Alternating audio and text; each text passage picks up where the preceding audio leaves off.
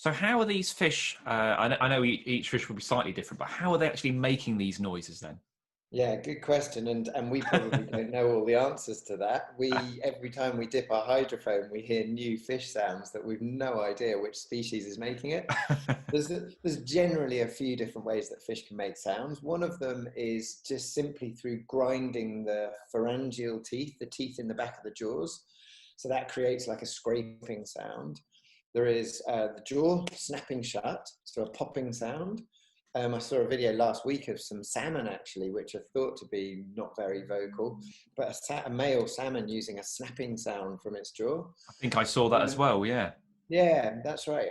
Clownfish take it to the next level with a kind of special structure of bones that can get kind of compressed under tension, and then they release and create a really loud snap type sound. And they can actually do that quite quickly to create like a bub sort of sound. So that one's definitely purposeful then. That's not like a Oh, you couldn't argue that's by accident. They are doing that, you with can't intent. fake that for No. sure. Absolutely. There's then an amazing, within the damselfish family, as well as the clownfish that create these kind of popping, the sergeant major fish, which tend to defend colonies of, or kind of nests of eggs on the sides of reef slopes, create croaking sounds, sort of chirping sounds. And then just very recently, we've discovered that there's a sound we've been hearing in recordings everywhere from Taiwan to Australia that turns out to be another damselfish. It's the Ambon damselfish, which makes a whooping sound. So we think that's probably linked to the swim bladder, but it's a kind of whoop, whoop, whoop, whoop, whoop, almost like a pigeon sort of sound, a cooing sound. It's And celebrating. that's a really interesting sound because it's about 700 hertz or so, which is higher than a lot of the fish sounds. And it's quite a quiet window in the reef soundscape. So it gives them this private communication channel.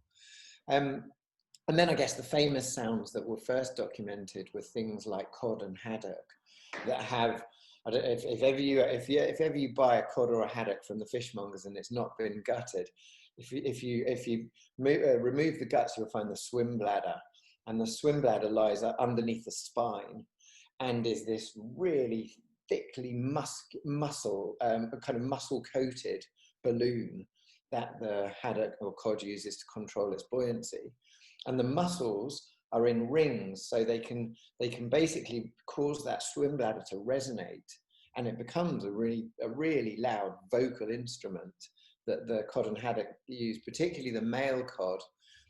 They hang around in spawning aggregations around spawning time. Males will side up to a female, and if she likes the look of him, they'll swim towards the surface. As they swim up, he's got about 6 seconds to get this perfect love song out before she either chooses to swim back down because he's no good, or she chooses to release her gazillions of eggs. So, and it's through resonating the swim bladder that they can create these deep thumping and knocking sounds. We've all So yeah, been a there. whole range of different sounds.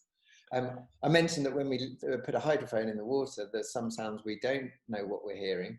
We were doing some filming for Blue Planet Live last year with out on Heron Island on the Great Barrier Reef, and we dropped a hydrophone off the dockside at dawn. And then when we filtered the recording just down to the low frequencies, there was a pub laugh fish. The only way you can describe it is it's got a pub laugh. So when you listen to it, it kind of goes, whoa, whoa, whoa, whoa, whoa, whoa. That laugh that you'd hear across the pub. And who knows what species it is? There's so much to discover.